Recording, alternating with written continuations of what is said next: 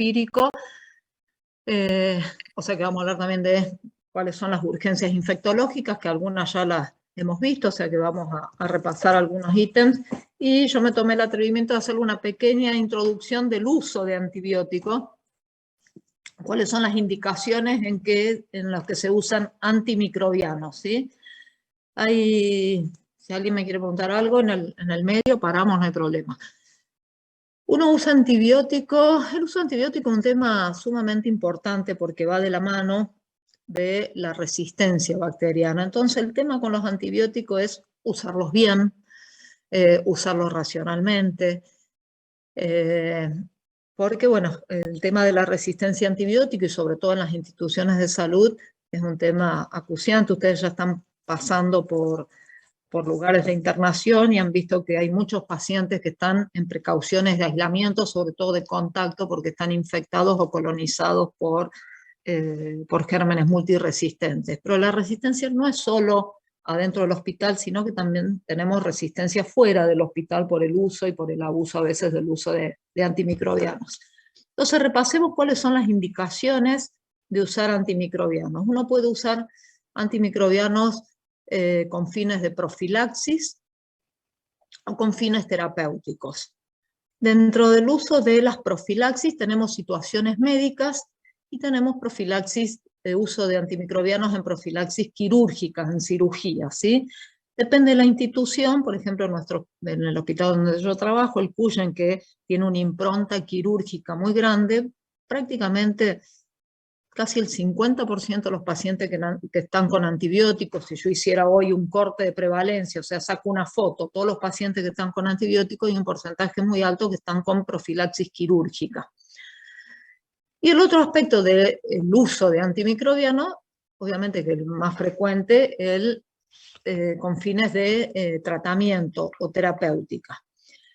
Y cuando uno usa un tratamiento, indica un tratamiento antibiótico, lo puede usar con documentación clínica o con documentación microbiológica o en forma empírica, ¿sí? Ya vamos a ver que en general la gran mayoría de algunas urgencias infectológicas es empírico porque no hay ni documentación clínica ni microbiológica.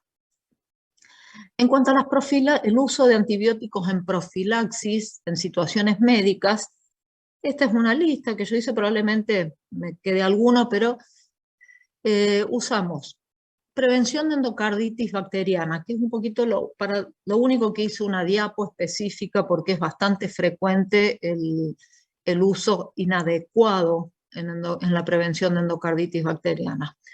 Ya vimos que se usa profilaxis en pacientes, en convivientes, contactos de pacientes con meningitis meningocócica y meningococcemia, en aquellos que tienen enfermedad invasiva y meningitis por hemófilos influenza B, infecciones oportunistas en VIH, que ahora lo van a ver la semana que viene con Patricia, en pacientes que tienen una patología de drepanocitosis esplenectomizados, que tienen mayor riesgo de hacer infecciones por capsulados y básicamente neumococcemias fulminantes, en infección urinaria recurrente en determinados huéspedes, como prevención de fiebre reumática, sobre todo en pacientes pediátricos. Algo que ya han visto es fracturas expuestas, el uso de antibiótico profilaxis en fracturas expuestas, eso lo deben haber visto el año pasado en traumatología seguramente. Mencionamos la profilaxis antibiótica de mordeduras de animales cuando hablamos el otro día, el martes, del tema de rabia. Profilaxis para tuberculosis latente en determinadas situaciones clínicas. Uso de antivirales cuando hay riesgo aumentado de reactivación por citomegalovirus en pacientes trasplantados, tanto de órganos sólidos como de médula. Y otro antimicrobiano que a veces usamos como profilaxis son antifúngicos en inmunocomprometidos severos con riesgo de infección micótica, que esto es bastante específico del especialista en infectología, ¿no? Pero los que yo les marqué acá con amarillo son un poco los más frecuentes. Y con respecto a endocarditis, a la prevención de endocarditis bacteriana, el uso de antibióticos, esto lo veo frecuentemente, hasta incluso cuando algún familiar mío va al dentista, que se hace un sobreuso de la profilaxis antibiótica con la excusa de prevenir endocarditis bacteriana en algunos procedimientos dentales. Esto, espérame un segundo que le abro al perro.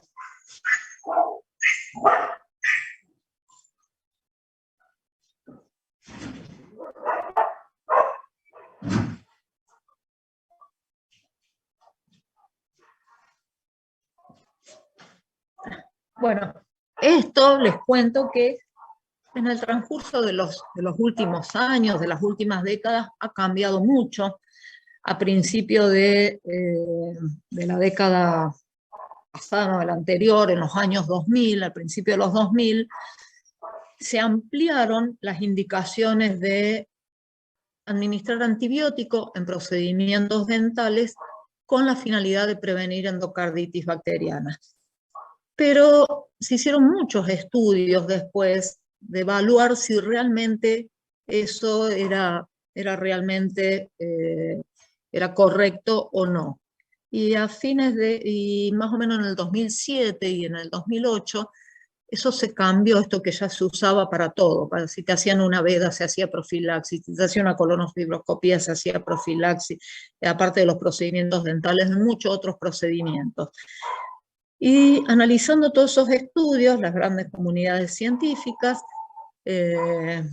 publicaron unas nuevas normas de consenso con respecto a 2007, 2018, después hubo una norma tanto de Estados Unidos como de Europa, en el 2015 hubo otra norma, otra actualización de eso, y la Sociedad Argentina de Cardiología, en su consenso de endocarditis infecciosa de octubre del 2016, tomó esas recomendaciones internacionales y el uso de antibiótico en profilaxis de endocarditis se usa solo para condiciones cardíacas, en pacientes que tienen condiciones cardíacas de alto riesgo y procedimientos que pudieran provocar una infección endovascular. Y esto en parte también se reevaluó porque todos tenemos bacteriemias transitorias. Probablemente cuando muchos de nosotros nos lavamos los dientes podemos tener bacteriemias transitorias. Entonces se planteó realmente si el uso era para todos los procedimientos dentales y para todos los pacientes o para determinados pacientes. Bueno, después de todo esto lo que se concluyó es lo que les dije recién. En determinadas condiciones cardíacas de alto riesgo, no es cualquier paciente con valvulopatía. Se indica en los pacientes que tienen una válvula cardíaca protésica o con algún material protésico de reparación, en el paciente que tuvo endocarditis infecciosa previa y en el paciente que tiene antecedentes de cardiopatía congénita. Y se definió qué cardiopatía es congénita: la cianótica, cianosante no reparada o con alguna reparación paliativa, o reparada por completo con colocación de material protésico, pero solo dentro de los 6 meses posteriores al procedimiento. En aquella cardiopatía reparada con algún defecto residual, ¿sí?, adyacente al material protésico o al parche, porque se supone que eso tiene alteración de la endotelización. ¿Qué quiere decir esto? Que el uso de antibiótico en prevenir endocarditis en algunos procedimientos dentales, como vamos a ver ahora de la vía aérea superior, quedaron limitados a solo estos pacientes. ¿Y en qué procedimiento? No en cualquier procedimiento dental. Cuando hay manipulación de la región gingival o periapical del diente, periapical es la zona más proximal, digamos, de la raíz en relación a su implante en el hueso. Cuando hay perforación de la mucosa oral, en los procedimientos de adenoidectomía y de amigdalectomía. Entonces, esto redujo un montón, desde el año ya hace más de 10 años, las indicaciones de antibiótico para prevenir endocarditis. Y otra cosa importante es que la prevención se hace con amoxicilina básicamente, 2 gramos, 30-60 minutos antes de monodosis. Y en pacientes alérgicos con clindamicina, que veo yo habitualmente que por ahí me llaman: che, Graciela, vos sabés, el pariente, el amigo, el vecino te pregunta, me dieron que empiece a tomar amoxicilina desde 2 días previos. No, no se hace eso. Se hace en el momento, un rato antes de que se va a hacer el procedimiento para tener unos buenos niveles en sangre en el momento de la potencial bacteriemia, y en general se hace monodosis y no se hace prolongación después de la profilaxis. Entonces, bueno, por eso traigo solo esta diapositiva, porque es una de las situaciones más frecuentes en las que se usa profilaxis con antibióticos en alguna situación médica. ¿Qué pasa con el uso de antibiótico profilaxis en cirugía? Como les dije recién, depende de la institución, puede constituir casi la mitad del uso de antibiótico en la institución. Puede condicionar, no sé qué le pasó a esta diapositiva, pero bueno, puede condicionar en una institución que se hace un sobreuso de la profilaxis antibiótico, la emergencia de microorganismos multiresistentes, expone a efectos adversos y aumenta los costos. Por eso debe estar normatizada. Cada institución debe tener normatizada su profilaxis quirúrgica en los distintos procedimientos quirúrgicos. Así como cada institución lo tiene que tener, hay recomendaciones nacionales, tanto por la Sociedad Argentina de Cardiología, en consensos conjuntos con la Sociedad Argentina de Infectología, etcétera, en que recomiendan en qué procedimiento hacerlo, cómo hacerlo, qué antibiótico darle, ¿sí? Y esto también ha cambiado, pero desde ya hace mucho tiempo, desde el año 92, porque en el año 92 se hizo un análisis bastante exhaustivo del uso de la profilaxis quirúrgica con fines de prevenir la infección de sitio quirúrgico, y se demostró que lo ideal es administrarla una sola dosis prequirúrgica entre los 30 a 60 minutos previo a la incisión, cosa que cuando el cirujano haga la incisión y cuando haya posibilidad de contaminar la herida o eventualmente de alguna bacteriemia, el paciente tenga la mejor dosis. Y en general, las dosis postoperatorias no son efectivas, salvo en algunas situaciones nosotros se recomienda usarlas, por ejemplo, en los pacientes que van a una cirugía con material protésico, ya sea vascular o protésico traumatológico. ¿Cuáles son los errores más frecuentes de antibiótico profilaxis en cirugía? Yo, por ejemplo, en mi hospital hemos hecho varios estudios para hacer devolución de resultados a los cirujanos. Los más frecuentes es ausencia de la dosis prequirúrgica, que fíjense, les estoy diciendo que es la más importante de la dosis a administrar en una cirugía. Y después prolongación innecesaria después de la cirugía, que por ahí lo tienen varios días al paciente con antibiótico. Eso está demostrado que no es necesario, que no previene la infección en sitio quirúrgico, prolongar la profilaxis quirúrgica, pero sí condiciona eventos adversos, muchas veces que el paciente siga usando accesos venosos con potenciales complicaciones, etc. El uso apropiado de la profilaxis antibiótica no reemplaza una buena técnica quirúrgica, ¿sí? Previene la proliferación bacteriana, pero no reemplaza. Ahí está. Bueno, ¿hasta ahí alguna duda? Esto fue una introducción. O sea, que les quede claro que el uso de antibióticos tiene que ser racional, que hay situaciones en las que uno indica antimicrobianos como profilaxis, ya sea en situaciones médicas o quirúrgicas, y uno usa tratamiento, uno usa antimicrobianos con fines terapéuticos en situaciones empíricas o en situaciones de documentación clínica. Clínica sería, bueno, un paciente de una neumonía porque tiene clínica y tiene placa, pero la gran mayoría de las veces no tenemos el agente etiológico. O sí con documentación microbiológica cuando tenemos un cultivo positivo. Y estos son los escenarios clínicos, entonces ya de uso terapéutico de antimicrobianos. Que tengamos un foco clínico, sin todavía documentación microbiológica, o que tengamos una patología infecciosa sin foco clínico documentado ni tampoco microbiológico en el momento que vamos a tomar la conducta de uso terapéutico. ¿Qué sería un foco clínicamente documentado? Clínicamente documentado, sin todavía el cultivo, digamos, la gran mayoría de las neumonías que tratamos. Las artritis sépticas, sí enfatizamos tomar la muestra quirúrgica, la muestra ya sea de líquido articular o de hemocultivo, pero en el momento que decidimos iniciar el tratamiento no tenemos el cultivo, pero sí tenemos el foco. En las infecciones de piel y partes blandas, no necrotizantes, porque las necrotizantes constituyen una urgencia infectológica, en infecciones urinarias, en infecciones intraabdominales, etc. Y después tenemos patologías que se denominan urgencias infectológicas, en que podemos tener un foco clínico o no, o muchas veces tenemos una patología infecciosa en determinado huésped, aún sin foco clínico ni microbiológico, ¿sí? ¿Hasta ahí vamos bien? Sí, profe. Bien. Profe, una pregunta. Sí. La profilaxis esa de la endocarditis infecciosa que se hace, como dijiste, en algunos procedimientos dentales, en realidad sería una profilaxis de la bacteriemia, digamos, porque esa bacteriemia te puede dar otras infecciones aparte de la endocarditis infecciosa. Pero la más frecuente sería la endocarditis infecciosa, ¿o no?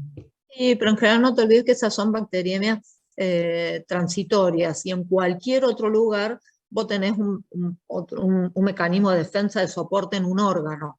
Pero acá es básicamente prevenir la patología con mayor mortalidad, que es la endocarditis en un paciente que tiene predisposición a una infección endovascular de las válvulas cardíacas. Claro. Yo tengo una consulta. Sí. ¿Cuál sería un ejemplo de ese escenario clínico que usted dijo que tiene una patología infecciosa, pero ausencia de foco ni documentación? Un ejemplo, digamos. Un ejemplo lo vamos a ver ahora, pero puede ser fiebre en el paciente esplenectomizado y puede ser fiebre en el paciente neutropénico. En el paciente neutropénico febril. A veces solo tienen fiebre, pero es un paciente que a lo mejor no tiene foco al examen físico, que son los que tienen riesgo de bacteriemia severa. Ese podría ser un foco. En la neutropenia febril, en los pacientes neutropénicos que hacen fiebre, generalmente solo tenés documentación clínica en aproximadamente un 30% como mucho, o sea que tenés un 70% que no tiene foco clínico, tiene fiebre pero tiene neutropenia severa, y es un paciente en el que tenés que actuar rápidamente, porque de no actuar tiene altísima mortalidad. Y el paciente esplenectomizado sería otro, muchas veces tiene fiebre. Es así, el síndrome es así: fiebre en el paciente esplenectomizado, fiebre en el paciente neutropénico. Esos son los dos ejemplos más relevantes. Gracias. Bueno, entonces, podemos hacer tratamientos empíricos, que son, vos tenés una neumonía, le tenés que empezar tratamiento, tenés una infección de piel y partes blandas no necrotizantes, que amerita tratamiento, y le vas a empezar tratamiento, pero el que vos te demores un poquito más, un poquito menos, entre que el paciente a lo mejor, si tiene criterio de internación, se interne, o que le haces comprar la medicación, o que le pedís los estudios necesarios, etcétera, puede pasar a lo mejor 6 horas, 10 horas, a veces 12 horas, y no te cambia la mortalidad del paciente, ¿no? Pero hay patologías de estos que se llaman, estas patologías que llamamos, que está dentro de la clasificación de urgencias infectológicas, sí, porque te modifican el pronóstico y básicamente la mortalidad del paciente. ¿Se acuerdan que me parece que yo les menciono algo de urgencias infectológicas? Ahora lo vamos a repasar en dos patologías, por ejemplo, el sistema nervioso central, la meningitis bacteriana y la encefalitis herpética. Les hablé de otra urgencia infectológica cuando vimos absceso espinal epidural.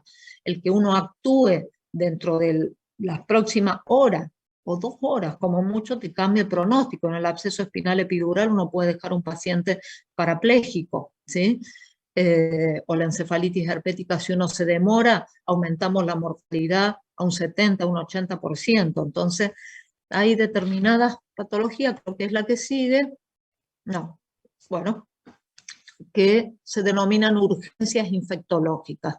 Son patologías infecciosas que pueden ser algunas de tratamiento médico y algunas son de tratamiento combinado médico y quirúrgico, en las cuales el diagnóstico precoz, el inicio inmediato de un tratamiento antimicrobiano adecuado, permiten limitar las complicaciones, disminuir la mortalidad y reducir las secuelas posteriores.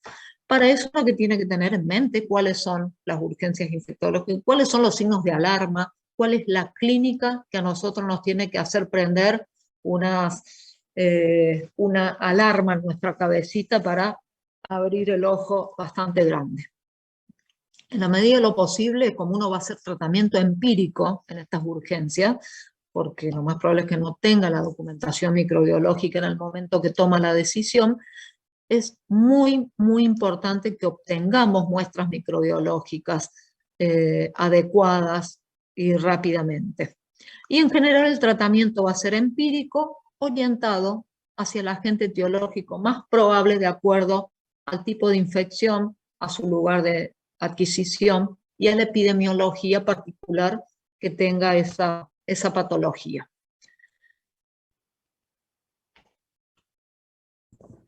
Y aquí tenemos luego las urgencias infectológicas que tienen un foco clínico documentado, porque estamos haciendo el diagnóstico.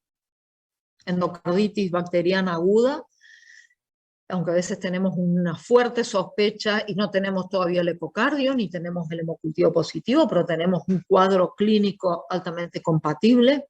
El paciente con diagnóstico confirmado sospecha de endocarditis protésica precoz, y a diferencia de la precocidad, ¿se acuerdan que cuando hablamos de infección relacionada a material de osteosíntesis lo dividimos en precoz y tardía, según sea, si es más allá o antes del mes de la cirugía?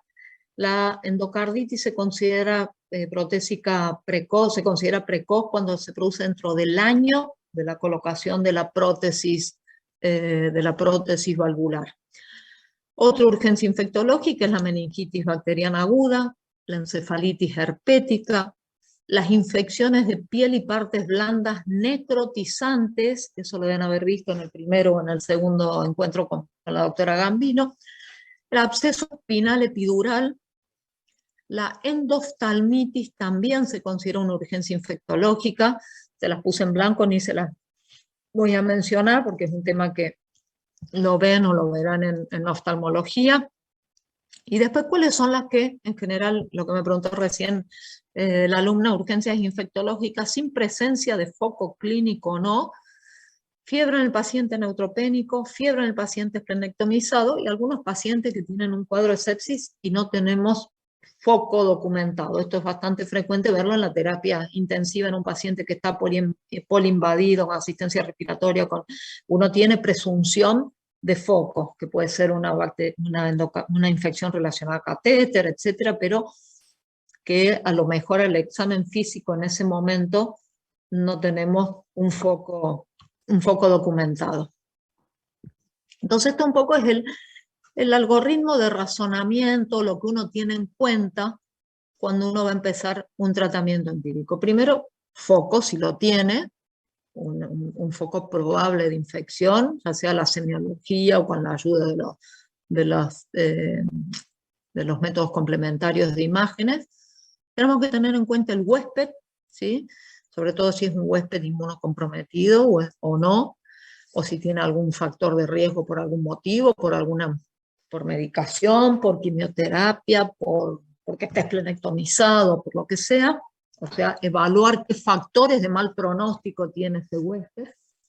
Tenemos que valorar la epidemiología, ¿sí? O sea, si estamos frente a alguna urgencia infectológica, si tiene alguna epidemiología particular, de ahí la importancia del interrogatorio, y en base a la epidemiología también nos interesa saber si es un paciente que puede tener una infección de la comunidad o una infección relacionada al ámbito hospitalario. ¿Por qué? Porque los microorganismos nos van a cambiar. Si tiene algún riesgo de resistencia antimicrobiana, justamente esto, si es un paciente polinvadido de una institución probablemente pueda tener una infección, tiene riesgo de tener infección por microorganismos multiresistentes, o si es un paciente de la comunidad pero que viene tomando antibiótico por algún motivo y en forma prolongada, también es un paciente con riesgo de resistencia antimicrobiana. Me parece que eso también lo mencionamos cuando hablamos de meningitis, que dijimos la posibilidad, los factores de riesgo para neumococo resistente, era por ahí los pacientes que tenían múltiples tratamientos con beta-lactámicos, sobre todo por infecciones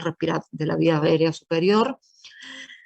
De acuerdo a nuestro interrogatorio, si podemos pensar en algún microorganismo infrecuente, por algún dato epidemiológico en particular, o alguna actividad, o alguna exposición en particular del paciente, y bueno, en base a todas estas cosas que uno tiene en cuenta, va a definir básicamente el espectro antimicrobiano para definir nuestro tratamiento empírico. Si es un espectro dirigido a los agentes etiológicos habituales de la patología que estamos tratando, si tenemos que considerar algo en especial, como alguna resistencia o algún microorganismo infrecuente.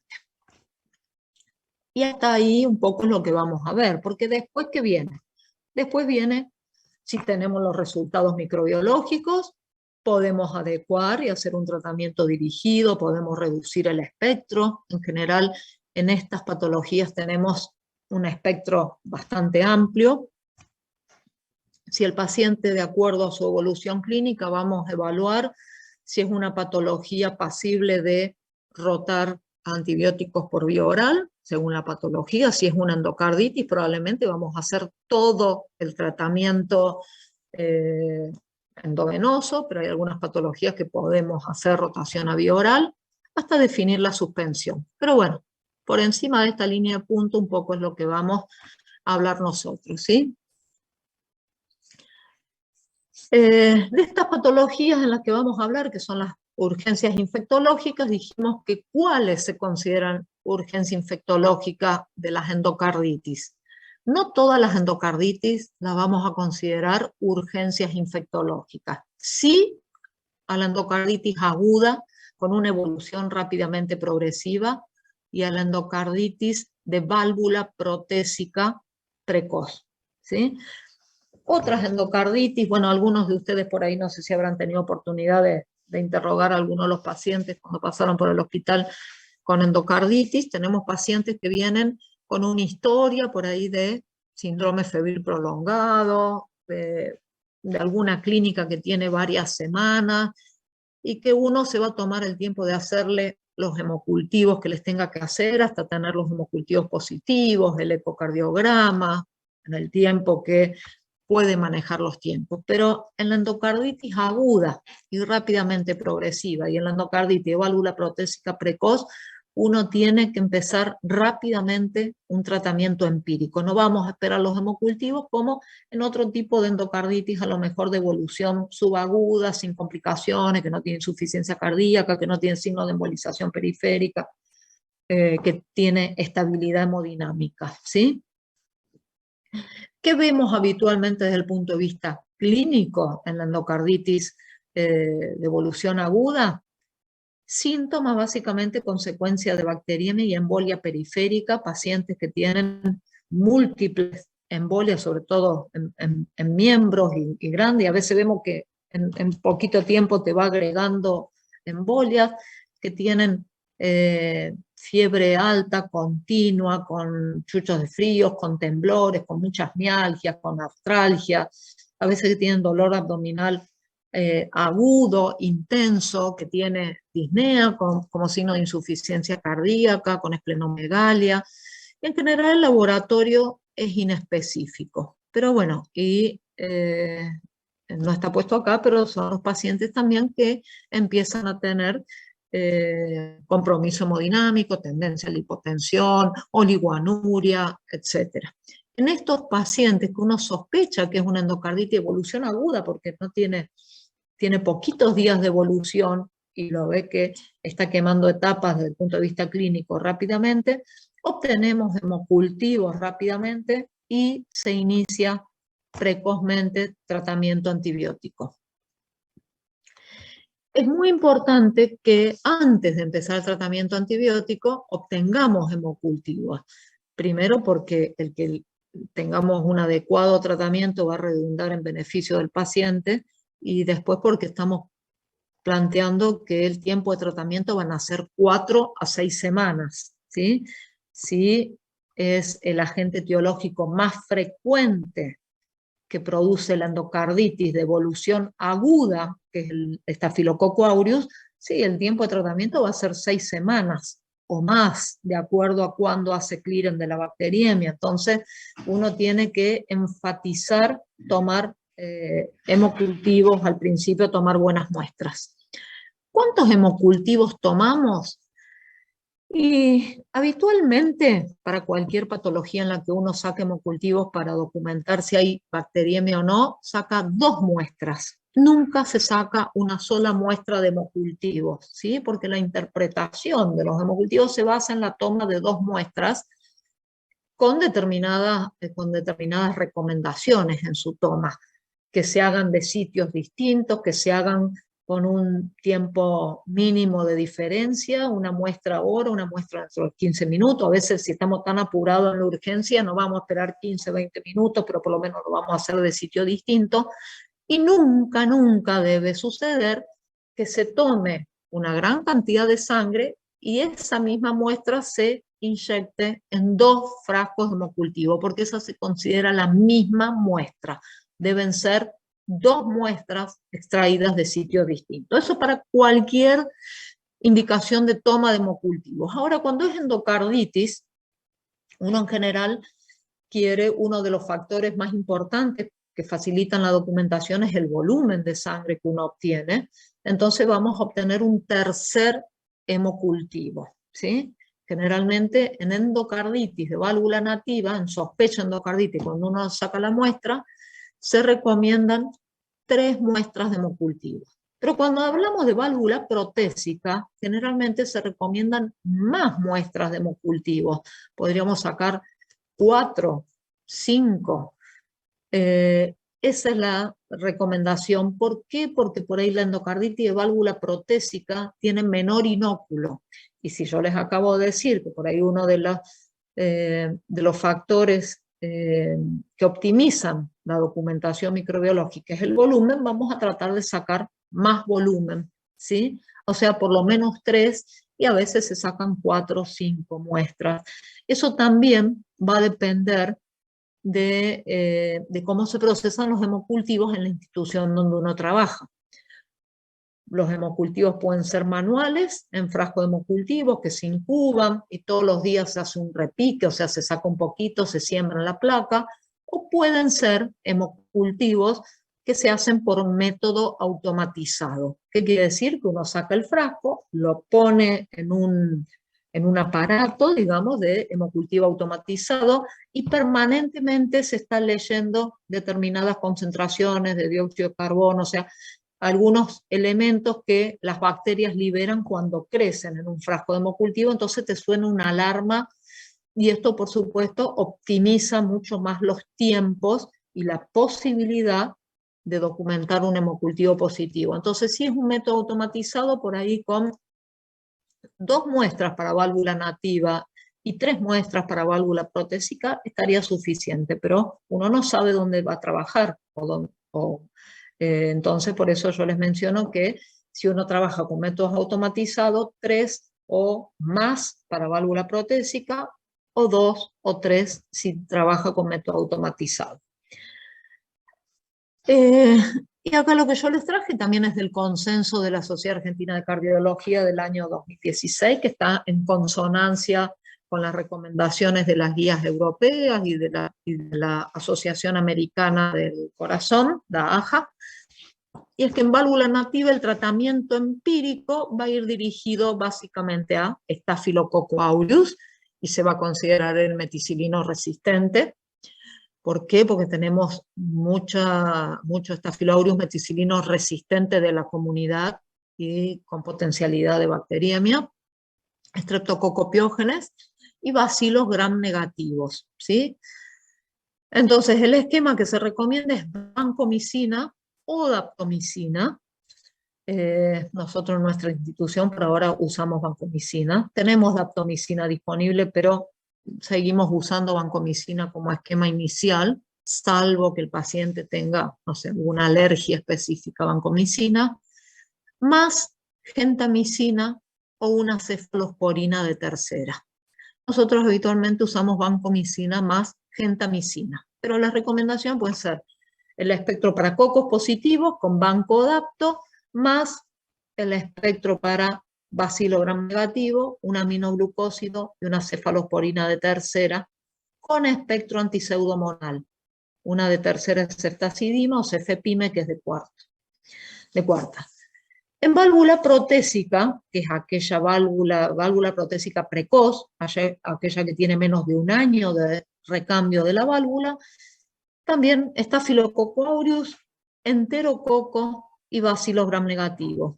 Entonces la recomendación va a ser también vancodapto más un aminoglucósido y le vamos a agregar, se recomienda agregarle rifampicina. ¿Alguien sabe por qué le agregamos rifampicina?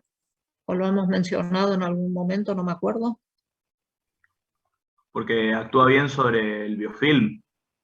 Perfecto. Rifampicina tiene la capacidad de actuar, de penetrar por debajo del biofilm donde tenemos bacterias y también de actuar en bacterias que no están en la fase de multiplicación logarítmica, sino en la fase de las bacterias que están con una reproducción lenta. Entonces, por eso en la válvula protésica se agrega rifampicina. Por supuesto, en endocarditis, el tratamiento va a ser de administración por vía parenteral, dosis máxima, por supuesto si tiene falla renal el paciente corregida función renal, tanto banco como aminoglucósidos como cefalosporina se adecúan a la función renal y se usan drogas que tengan actividad bactericida, ¿sí? En las endocarditis de evolución aguda, la vedette acá de la etiología es el Staphylococcus aureus, ¿no? La mayor frecuencia de endocarditis aguda, el agente etiológico más frecuente es Staphylococcus aureus, que da en general una endocarditis aguda, puede dar sepsis, insuficiencia cardíaca, embolias periféricas, lesiones cutáneas, no sé, porque está crónicas, lesiones cutáneas agudas en realidad, y también en los pacientes que por ahí tienen algún foco y que en su bacteriemia hacen una endocarditis, ya sea de un foco de piel y partes blandas, en pacientes hemodializados que tienen accesos, procedimientos con acceso vascular frecuente, en pacientes diabéticos que tienen mayor riesgo de colonización por Staphylococcus aureus, en pacientes con forunculosis que también habla de que están colonizados por Staphylococcus aureus. ¿Alguna pregunta hasta ahí?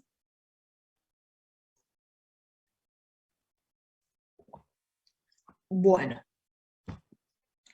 Otra urgencia infectológica es fiebre en el paciente esplenectomizado, la ausencia de vaso.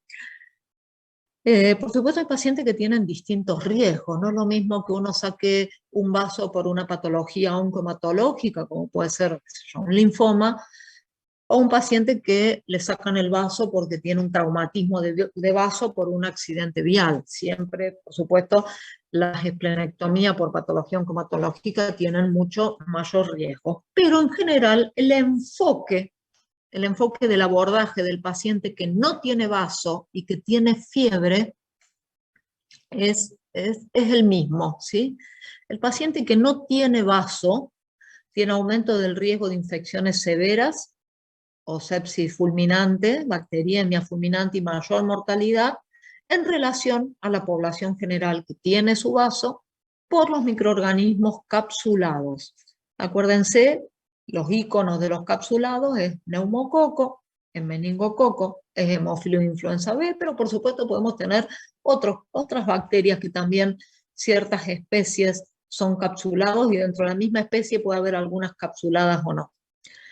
El vaso cumple una función inmunitaria importante, es necesaria para la formación de anticuerpos opsonizantes contra microorganismos capsulados, es lo que le brinda soporte para la actividad fagocítica de los macrófagos y de también polimorfonucleares, y está relacionado también con la respuesta inmune celular, ¿sí? Pero entonces, el riesgo mayor que tiene el paciente esplenectomizado son las infecciones severas por capsulado. De ahí que cuando charlamos de vacunas, teníamos un casito, no sé si se acuerdan, de un paciente con esplenectomía, y que habíamos hablado que son pacientes que tienen que estar inmunizados para neumococo, con su esquema secuencial de 3 y 23, para meningo, preferentemente las dos meningos que tenemos en existencia, la cuadrivalente y la monovalente para meningo B, y para la vacuna de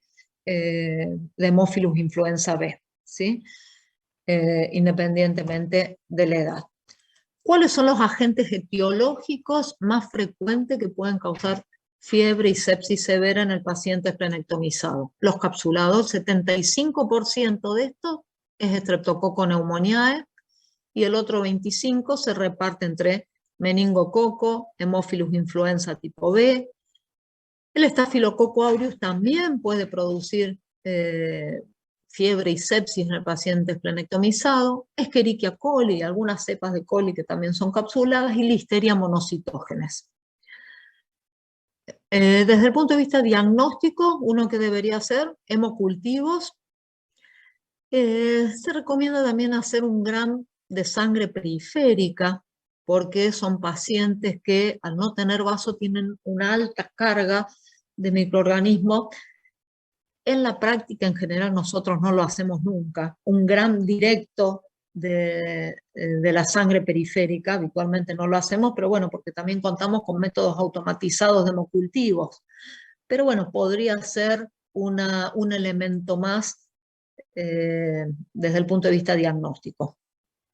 Si no se pudiera obtener hemocultivos, y bueno, iniciar tratamiento empírico. ¿Qué sería? ¿Qué puede ser esto? Y que uno esté a lo mejor en un lugar donde no tiene posibilidad de tomar hemocultivos y lo deriva un paciente y tiene varias horas hasta que llega. Y bueno, en ese caso, en esa situación, lo mismo un poco que habíamos hablado de meningitis bacteriana, si uno está en un lugar despoblado, sin nada, atendiendo y va a derivar un paciente, y le hace el antibiótico y después lo deriva, ¿no?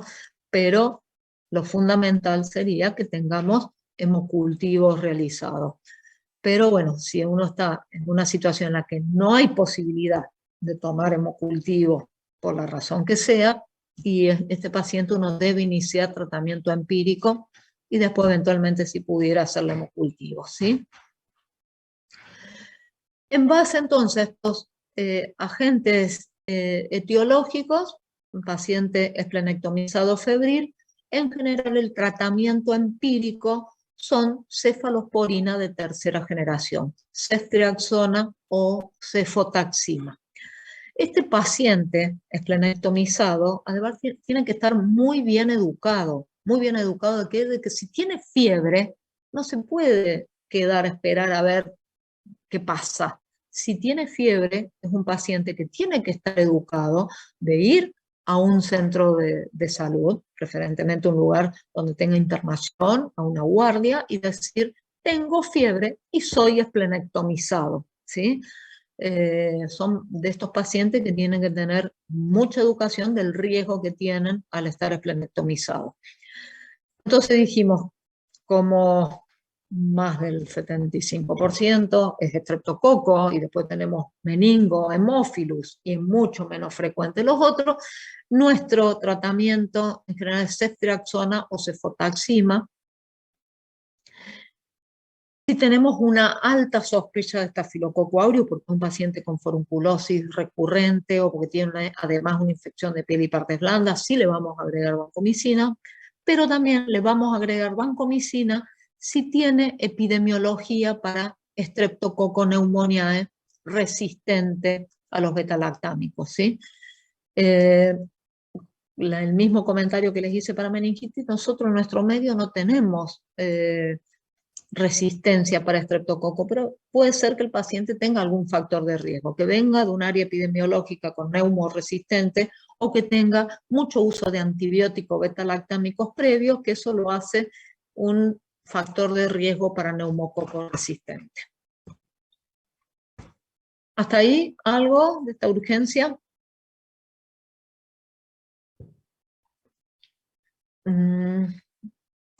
Seguimos. De todas las urgencias que estamos viendo, sí. No, que no tengo dudas. Bueno. ¿Qué es esto? A ver, meningitis, ¿no? Porque me tapa el coso. Meningitis bacteriana, esto ya lo hablamos. Vamos a hacer una breve recordatorio. Es un proceso inflamatorio de las leptomeninges. Acuérdense que las leptomeninges son las más profundas, ¿sí? Pía madre y aracnoides. Es una de las principales urgencias infectológicas con una alta mortalidad, aún con tratamiento. Y depende del agente etiológico, hay un gran porcentaje que queda con secuelas graves, sobre todo la neumocóxica, más que la meningocóxica. La meningocóxica, como más fulminante, tiene, si uno no la agarra a tiempo, tiene obviamente mayor mortalidad, pero si la agarra precozmente, si le inicia el tratamiento precozmente, la recuperación es excelente y prácticamente sin secuelas.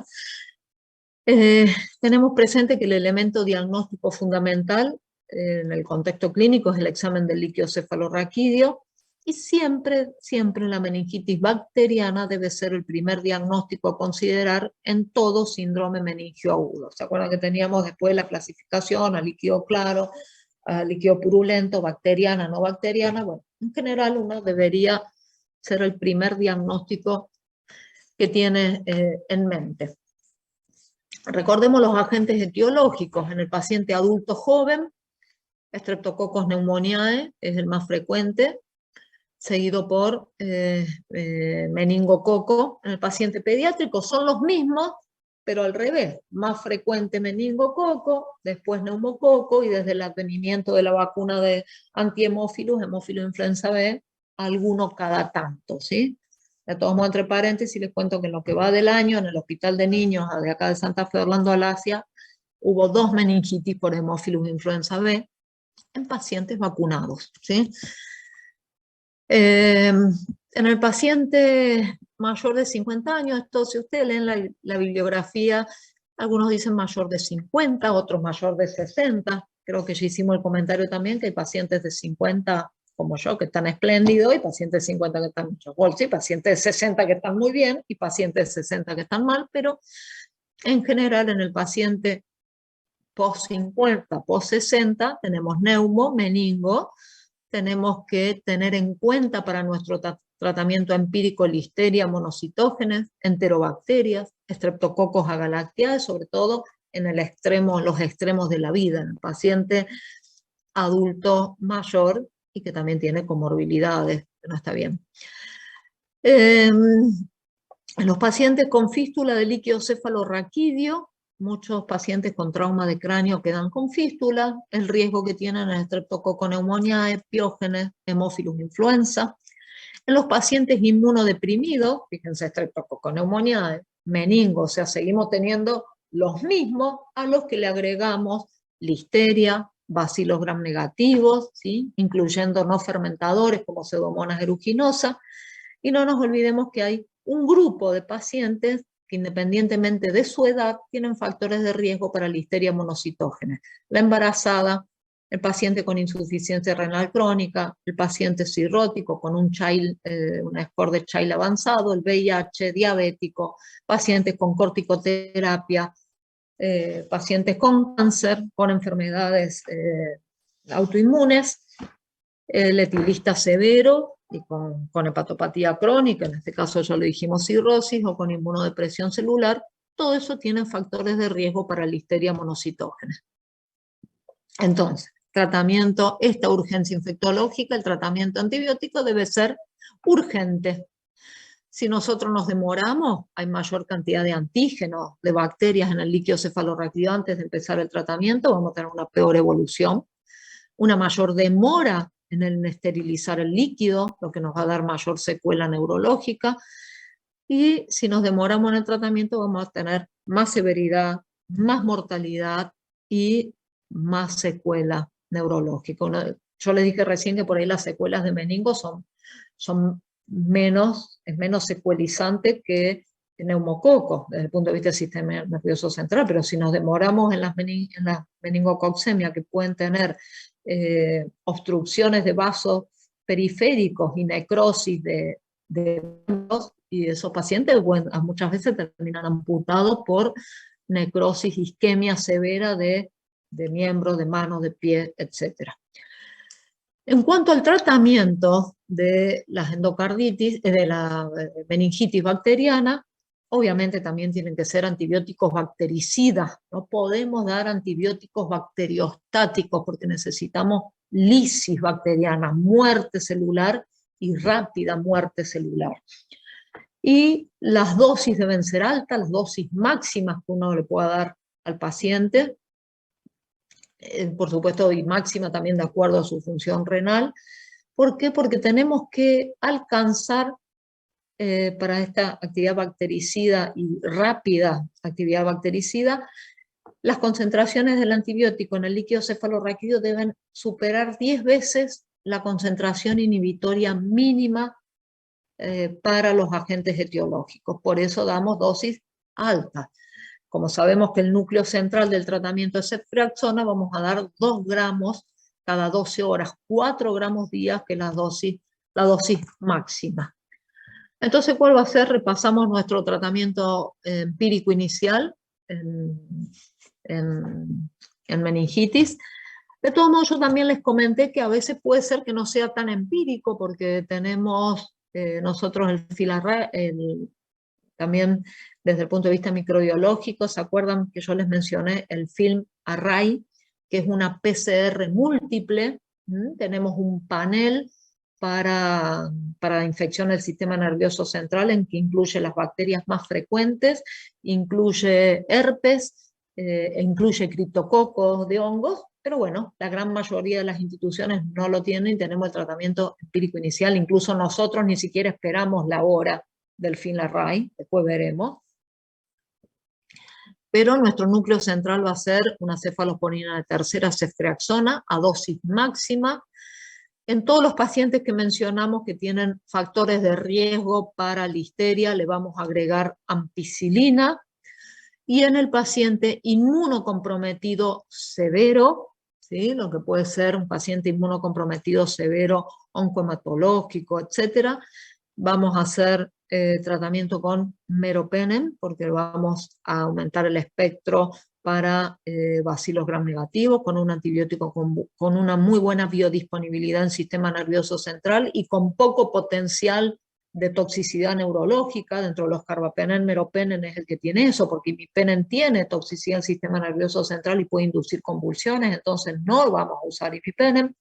Le vamos a agregar vancomicina, básicamente por la posibilidad de neumococo resistente, porque es un inmunocomprometido severo, y ampicilina para listeria monocitógenes. Este fue un repaso. ¿Alguna pregunta que les haya quedado de la charla anterior o de ahora de este recuerdo? Bien. Y no nos olvidemos que siempre en meningitis tenemos que administrar corticoides previo al inicio de la antibiótico-terapia.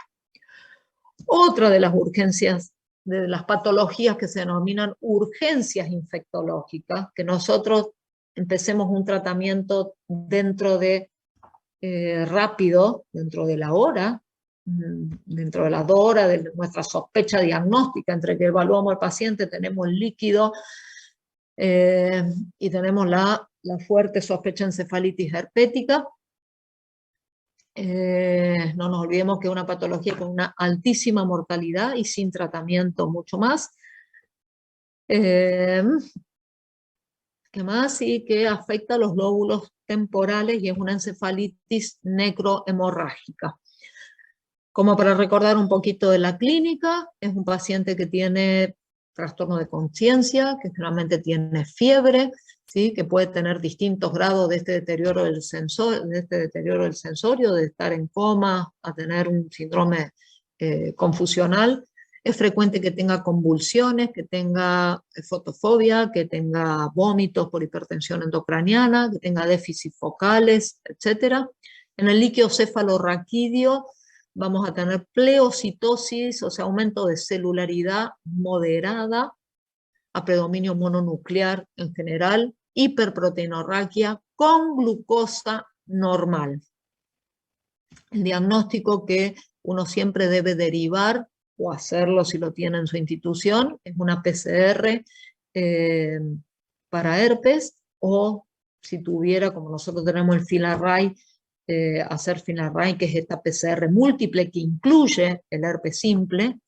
Todo lo que es biología molecular tiene una sensibilidad altísima, cercana al 98%, y una especificidad también alta, y es detectable desde el inicio del cuadro clínico, o sea, bien precoz, hasta 2 semanas después, y algunos dicen hasta 3.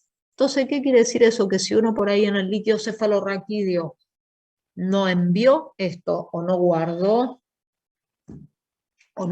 muestra para hacer la derivación de la PCR, y bueno, hace una nueva punción, y el hecho de que esté ya con tratamiento antiviral no nos va a negativizar la PCR, porque la PCR lo que hace es detectar material genético del virus, ¿sí?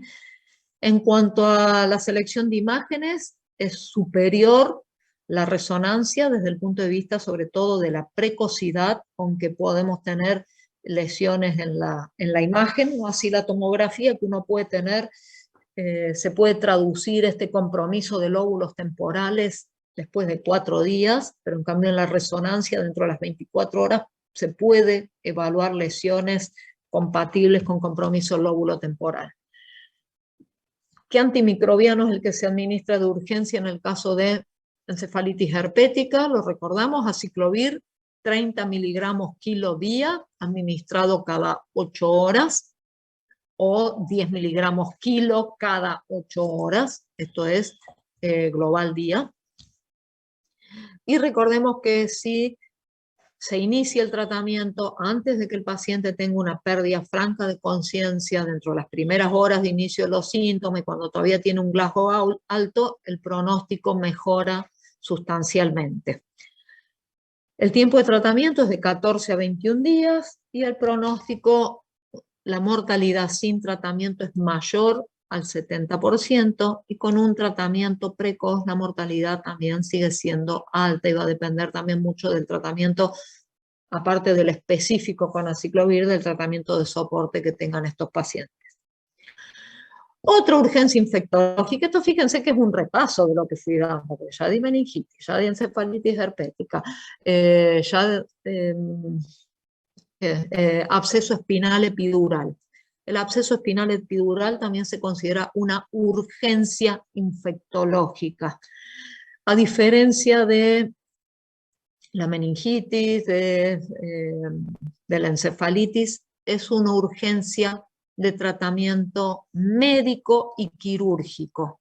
Las dos cosas son urgentes y, como les digo, en estas urgencias infectológicas de tratamiento combinado, la vedette del tratamiento, el pilar fundamental es la cirugía, ¿sí? Es el drenaje quirúrgico del absceso que va a estar en el espacio epidural entre la dura madre y el anillo, el canal raquídeo, ¿sí?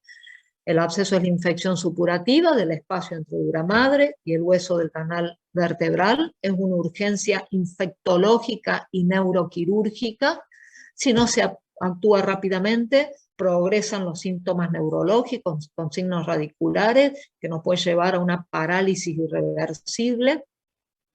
¿Sí? ¿Por qué? Porque los plexos venosos de esa área ofrecen poca resistencia a la diseminación y su progresión puede causar lesión medular con mielomalacia, necrosis medular por obstrucción de los vasos sanguíneos y trombosis de la arteria espinal anterior y de sus ramas, y pueden llevar a la lesión medular permanente con paraplegia, bueno, depende del nivel, si es cervical, más importante, si es dorsal o si es lumbar. Acuérdense que esta patología entra dentro del diagnóstico diferencial de este síndrome que yo les dije de lumbalgia y fiebre, o lumbalgia con bandera roja. Acá para recordar que debemos sospecharlo en todo paciente con fiebre y dolor dorsal, lumbar o menos frecuentemente cervical y que tenga síntomas radiculares. Por eso en estos pacientes nuestro examen neurológico, nuestro interrogatorio es sumamente importante. Esto por acá lo que estamos viendo es un absceso espinal epidural secundario a una espondilodicitis. No siempre secundario a espondilodicitis, muchas veces por una siembra hematógena que va directamente a la zona.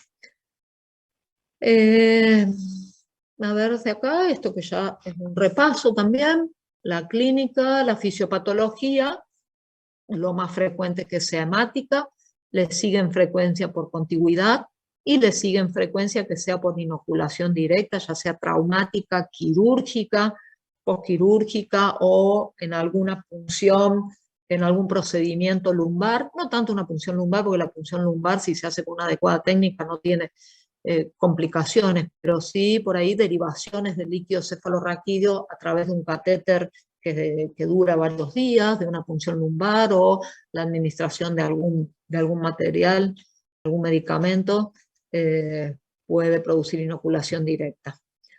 El diagnóstico, dolor, fiebre, más el síntoma neurológico. Al síntoma neurológico, si ya lo tiene, estamos llegando un poquito a destiempo. Lo ideal es sospecharlo y poner todo el énfasis en el diagnóstico con estos dos primeros síntomas.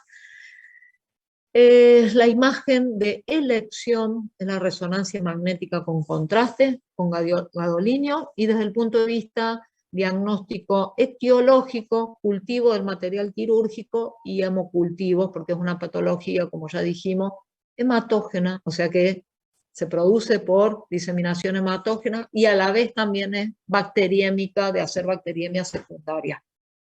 El tratamiento es de urgencia, quirúrgico, drenaje, el neurocirujano lo tiene que ingresar a este paciente, hacer la minectomía, drenar el espacio epidural y el apoyo de la antibiótico terapia. ¿A qué vamos a ir dirigido este tratamiento empírico? Porque esto es una situación de urgencia. Este paciente, si uno lo tiene en la guardia, ni debería pasar a la sala, debe pasar directamente al quirófano.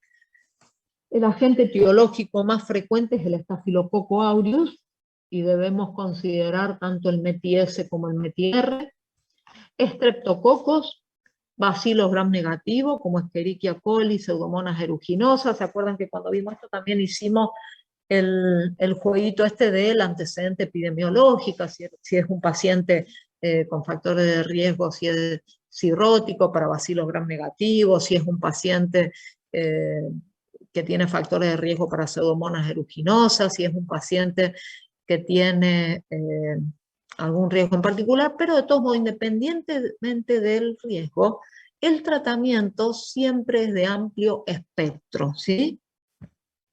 Por la gravedad de la patología. Entonces el tratamiento es drenaje quirúrgico y el antibiótico empírico que vamos a utilizar, dijimos, va a tener espectro para Staphylococcus aureus, incluyendo el METI-R, entonces vamos a usar banco y podemos agregarle una cefalosporina de tercera generación, ¿sí?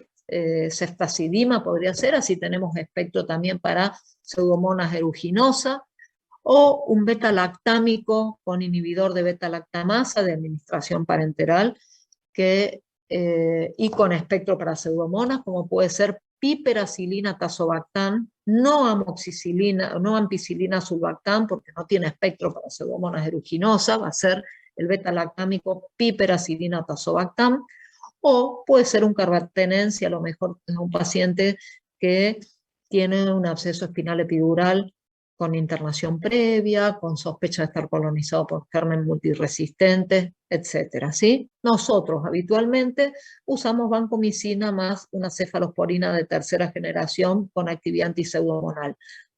Pero cualquiera de las otras opciones, si ustedes las mencionan, justificando cuál es el agente etiológico para el cual van a tener espectro, está correcto, ¿sí? Por ahí, en las instituciones, nosotros tenemos algún tratamiento más de primera línea que de otro. Bueno, esta es otra urgencia infectológica que estimo lo deben haber charlado también con con Patricia, nosotros la gran clasificación de las infecciones de piel y partes blandas las hacemos en necrotizantes y no necrotizantes, ¿sí? Tienen un pronóstico muy distinto. Y mientras van pensando en eso, espérenme 2 segundos, que me está volviendo loca el perro, que le voy a abrir la puerta.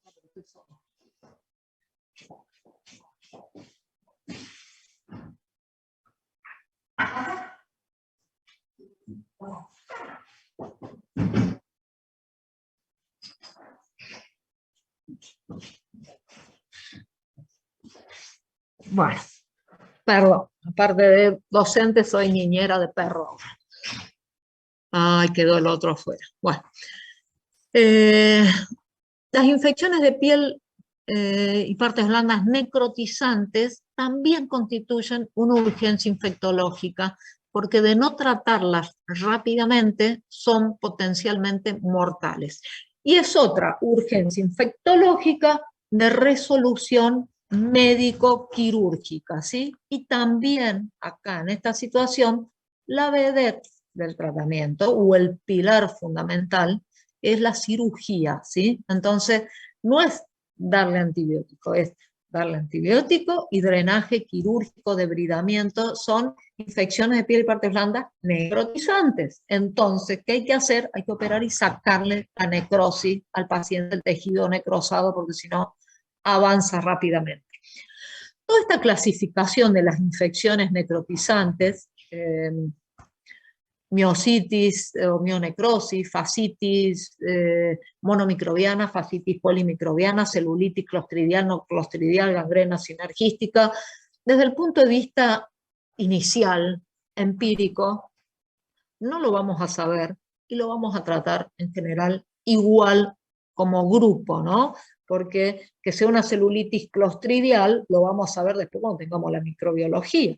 O también vamos a tener el apoyo del cirujano que te va a decir el aspecto que tenía y vamos a tener un examen de Gram, todo. Pero al principio no vamos a saber probablemente bien clasificarla, porque la profundidad de la infección de piel y partes blandas necrotizantes, ya sea tejido celular subcutáneo, fascia, músculo, etcétera, el diagnóstico te lo va a dar el cirujano, porque te va a decir, mira, había necrosis, tenía la fascia necrosada, pero más profundo estaba bien, no tenía todo necrosado, tenía solo celular y la fascia estaba conservada. O sea que a los fines prácticos de diagnóstico inicial y de tratamiento empírico inicial, esta clasificación, sinceramente, no nos sirve mucho, ¿no? Va a ser una clasificación posterior, que va para decir, bueno, paciente tuvo esto, tuvo compromiso de la fascia, tuvo compromiso del músculo, tuvo compromiso del celular subcutáneo, tuvo compromiso de todos los planos, etc. ¿Sí? ¿Se entiende?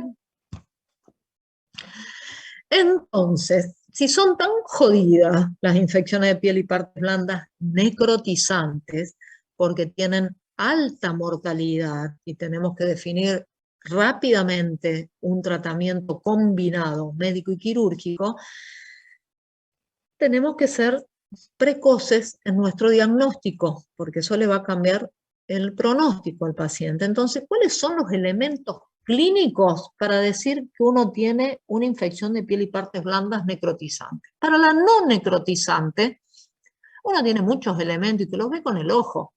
Eritema, o sea, piel con coloración roja, eritema, tumefacción, fluctuación, un absceso que está supurando, hipersensibilidad, etc. O sea, uno lo ve con el ojo en general. La infección de piel y partes blandas uno hace el diagnóstico con el ojo. En las no necrotizantes, como está afectando generalmente planos más profundos, no tenemos esa visualización ocular, por lo menos en un principio. Entonces sí hay un elemento tan inespecífico como el dolor, pero que en estas situaciones tiene algunas características un poco más específicas, como es un dolor intenso, dolor exagerado en un lugar donde hay partes blandas, por supuesto, y uno no ve lesión todavía, un dolor exagerado, un dolor bastante localizado, un dolor puntual. Entonces,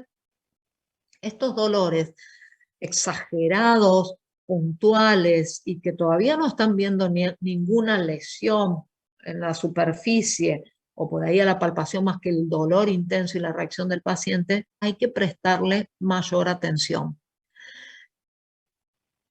Compromiso sistémico. No esperemos tener el paciente con hipotensión refractaria ni en shock hemodinámico, pero el paciente que además de esto tiene taquicardia, tiene algún componente de taquipnea, lo vamos a observar muy de cerca, vamos a evaluar si está orinando bien o si está disminuyendo el ritmo diurético, vamos a tomarle la presión, vamos a evaluar, o sea, dolor, el compromiso sistémico, y después sí podemos ver con el ojo flictenas, ¿no? Que se hacen ampollas. Ahora vamos a ver unas imágenes. Áreas de necrosis superficial que las vemos con nuestro ojo. Coloración violácea, negra. Crepitación, que es ese signo clínico que uno aprieta y siente las burbujas de aire abajo de la superficie, ¿sí? O anestesia, porque ya no tiene a veces ni dolor porque ya hay destrucción de los nervios. Fíjense que acá, cuando la vemos, ya llegamos tarde. Entonces tenemos que tener los ojos de nuestras neuronas para hacer un diagnóstico precoz, con esta sintomatología precoz. El dolor, que es inespecífico, pero con algunas características que tenemos que jerarquizar, o el compromiso sistémico, que va a empezar con algunas cosas más inespecíficas que después, hasta que después tengamos ya una descompensación hemodinámica. Las infecciones de piel y partes blandas necrotizantes pueden ser monomicrobianas o polimicrobianas. ¿Se acuerdan? Acá les dije fascitis polimicrobiana, gangrena sinergística o celulitis no clostridial. Pueden ser en general polimicrobianas. Después tenemos la fascitis monomicrobiana, generalmente por el Streptococcus pyogenes, o la celulitis clostridial, que es por Clostridium, ¿sí? O la mionecrosis clostridial también. ¿Cuáles son, por ahí, los agentes etiológicos más frecuentes? El estreptococo beta hemolítico del grupo A, el estreptococo piógenes. No sé si a alguno le gusta ver documentales de la Segunda Guerra Mundial, la cantidad de muertes por infecciones de heridas, por estreptococo beta hemolítico con fascitis necrotizante, infección de piel y partes blandas necrotizante. Por eso el estreptococo piógenes se le llama la bacteria come carne. No es porque produce la faringitis, sino porque produce infecciones de piel y partes blandas necrotizantes también. Estreptococos anaerobios, Staphylococcus aureus meticilino resistente de la comunidad, también no es tan frecuente, pero puede producir infecciones de piel y partes blandas necrotizantes. Por supuesto, el Clostridium perfringens, que es otro bacilo gram positivo esporulado, ¿sí? O sea que tiene esa forma, lo que hablamos la vez anterior de Clostridium tetani y del Clostridium botulinum, que esporula. Son bacterias que se quedan con poca capacidad metabólica, quietitos, sin agua, sin actividad metabólica, hasta que encuentran un ambiente anaeróbico, en anaerobiosis, para desporular y empezar a largar toxina. Clostridium perfringens es otra de las patologías, otro de los agentes etiológicos que básicamente su actividad deleteria o patógena la hace por medio de exotoxinas. Aeromonas hidrófila, que es una bacteria que muchas veces se encuentra en el agua, y ahora vamos a ver un casito que tuvimos de un pescador. Vibrio vulnificus también es una bacteria del agua, pero más de agua salada, del mar. Cuando hay tsunamis, hay muchísimas infecciones de piel y partes blandas necrotizantes por esta bacteria, ¿no? Pacientes que tienen lesiones y, bueno, en contacto con el agua. Podemos tener infecciones de piel y partes blandas necrotizantes por una sinergia de una combinación de bacilos gram negativos, frecuente en el área perineal, cerquita del ano, cerquita de la bacteria fecal, flora mixta, aerobios, anaerobios, etc. Y fíjense, esta, por ejemplo, es una infección de piel y partes blandas necrotizantes por Aeromonas. Este paciente ingresó al hospital con esto, ¿no? De la rodilla para abajo empezó con esto. En menos de una hora tuvo esta progresión que ustedes ya ven con estas áreas medias azul violáceas, etc. Este paciente, bueno, ingresó obviamente de urgencia a quirófano y esta es la evolución. Fíjense, se abre la piel, se abre el tejido, el cirujano, ¿no? El tejido celular subcutáneo, la fascia, el músculo, lo que sea necesario para sacar tejido muerto y dejar generalmente abierto esto porque muchas de las veces están implicados agentes etiológicos anaerobios. Este es otro paciente también con una mionecrosis por Clostridium. Fíjense acá, llegamos tarde. Todas estas ampollas hemorrágicas, flictenas, o cuando el cirujano abre, fíjense que ni sangre, hay todo músculo necrótico.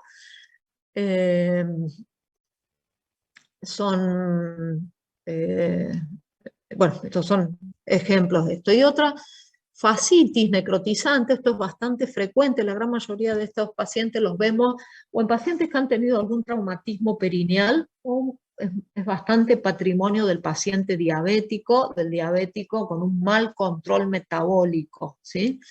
Generalmente esto es una fascitis necrotizante polimicrobiana, realmente por bacterias. ¿De dónde van a venir? Del colon, donde tenemos nuestra microbiota habitual en su máxima exposición, y fíjense, ya está necrosis, esto es una bolsa testicular, o esto es un pene donde se hubo que hacer una fasciotomía con mucha necrosis del aparato genital. El tratamiento entonces de las infecciones de piel y partes blandas necrotizantes es combinado y de urgencia. Combinado, médico y quirúrgico, ¿sí? Y también le vuelvo a decir acá, la estrella es el debridamiento quirúrgico, que el paciente ingrese a quirófano, que se abra el plano hasta donde el cirujano lo considere, que saque todo el material necrótico que tenga. Yo me acuerdo también hace muchos años, trabajaba con una colega de Paraná, trabajábamos juntos en el mismo sanatorio y yo estaba en el primer piso y ella en el segundo, y viene y me dice: che, Graciela, vení, quiero que veamos juntos a este paciente porque me parece que tiene una celulitis necrotizante de la pared abdominal. Sí, terminé de evolucionar lo que estaba viendo, no habremos demorado ni 10 minutos, cuando volvimos a verla, estaba con todo una lesión, a ver cómo está, así, tal cual, como ustedes ven acá, por todo el tórax y por todo el abdomen, pero les puedo asegurar que fue en menos de 10, 15 minutos que progresó. Entonces, esto es muy urgente, ¿sí? ¿Cuál es el tratamiento empírico inicial?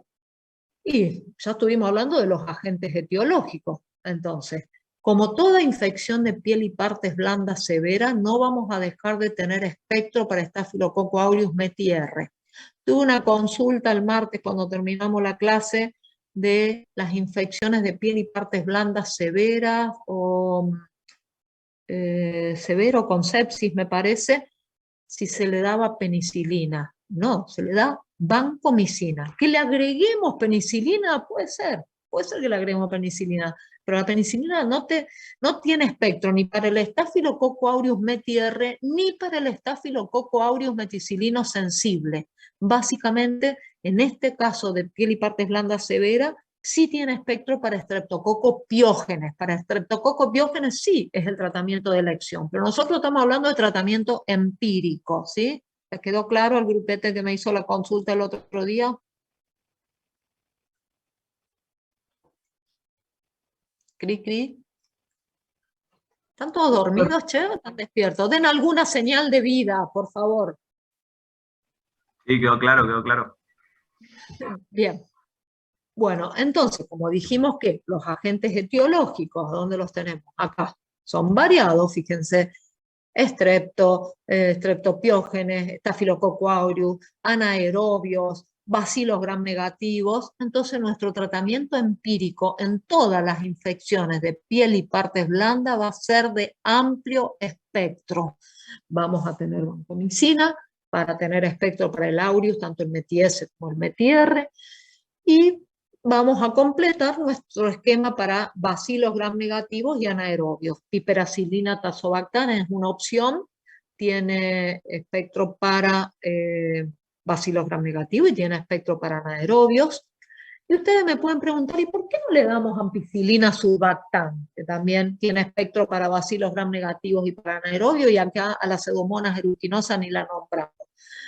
¿Por qué? Porque tenemos muchas coli, Escherichia coli, que es el bacilo gram negativo más frecuente de nuestro colon, que es resistente a ampicilina. Por eso, hasta hace unos años, uno de los esquemas era agregarle ampicilina sulbactam. ¿Está mal del todo? Y no está mal del todo. ¿Podría depender de la resistencia de la coli? Sí, pero en una patología tan grave uno no quiere errarla de entrada. Entonces, el beta-lactámico con inhibidor que se recomienda es piperacilina tazobactam. Otra alternativa podría ser darle dos cosas, o sea, banco para el estáfilo, ceftriaxona con espectro para bacilos gram negativos, ¿sí? También para el Piógenes, por supuesto. Banco también tiene espectro para el Piógenes. Y un antianaerobio, que puede ser metronidazol o clindamicina. ¿Cuál preferiría yo de estos dos? Antianaerobios, clindamicina. ¿Por qué? Porque además tiene también actividad para Staphylococcus aureus y tiene una actividad antitoxina del Streptococcus pyogenes, ¿sí? Generalmente en las infecciones severas por Streptococcus pyogenes, si uno ya lo tiene documentado, y que ahí sí el tratamiento de elección es penicilina, pero si no lo tiene documentado uno no puede tener la bola de cristal. Generalmente cuando tenemos infecciones severas por piógenes, con piógenes documentados, se le da penicilina y clindamicina se le agrega como efecto antitoxina, no solo para en sí, tiene un efecto que colabora en la toxigenicidad del estreptopiógenes. Bueno, este repaso de piel y partes blandas. ¿Alguna duda que les haya quedado? Hablen ahora o callen para siempre. Profe, ¿el esquema que se utiliza es uno de primera línea, de segunda línea, tipo los que pusiste o pusiste dependiendo los microorganismos que creemos que están involucrados? ¿Hay alguno mejor de esos dos? O... ¿De esos dos? No, depende de lo que vos por ahí tengas en tu lugar de trabajo, que nosotros en general somos más amplios con banco y pipertazo. ¿Por qué? Porque ceftriaxona y clinda, la clinda lleva 4 infusiones diarias, porque el intervalo interdosis es cada 6 horas, la ceftriaxona 2, o sea que son 6, en cambio pipertazo son 4, tenés menos invasiones de la vía aérea. Clindamicina, lo que tenés es que a veces tiene como evento adverso diarrea, y a veces es un factor de riesgo importante para que el paciente después haga colitis pseudomembranosa por Clostridium difficile, que sería el cuarto Clostridium más importante en la patología médica. Entonces, en general, usamos vancomicina más piperacilina tazobactam, pero si ustedes tienen en claro que va a ser un tratamiento amplio, de amplio espectro, bacilos cocos gram positivo incluyendo aureus METIR y bacilos gram negativos y anaerobios, pueden armar su esquema. Ahora, si vos me decís, ¿por qué no le damos banco y un carbapenem? ¿Le pegamos? Y sí, le pegamos. Pero si el paciente no tiene ningún factor de riesgo para usar un carbapenem, no, uno lo va a reservar, no le va a dar un antibiótico que lo usan generalmente de rescate y que lo está usando para infecciones intrahospitalarias, porque un paciente que probablemente tenga una internación media prolongada y probablemente nos haga alguna infección. Entonces uno trata de hacer uso racional. Pero estos dos esquemas son racionales y van dirigidos a un espectro amplio de agentes etiológicos. ¿Se entendió? Buenísimo, gracias, profe.